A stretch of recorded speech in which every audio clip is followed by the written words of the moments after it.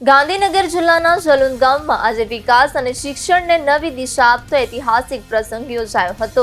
દેશના ગૃહમંત્રી અમિત શાહ, ગુજરાતના મુખ્યમંત્રી ભૂપેન્દ્ર પટેલ તેમજ આગેવાન રીટાબેન પટેલની ઉપસ્થિતિમાં જલુંદ પ્રાથમિક મિશ્ર શાળા અને અદ્યતન લાઇબ્રેરીનું ભવ્ય લોકાર્પણ કરવામાં આવ્યું। કાર્યક્રમ દરમિયાન વિદ્યાર્થીઓ, શિક્ષકો અને ગ્રામજનોએ મહાનુભાવોને ઉષ્માભર્યું સ્વાગત આપ્યું હતું। નવી શાળા અને આધુનિક લાઇબ્રેરીના નિર્માણથી ગામના બાળકોને ગુણવત્તાયુક્ત શિક્ષણની વધુ સારી સુવિધા મળશે તેમજ વાંચન સંસ્કૃતિને પ્રોત્સાહન મળશે તેવી આશા પણ વ્યક્ત કરવામાં આવી હતી।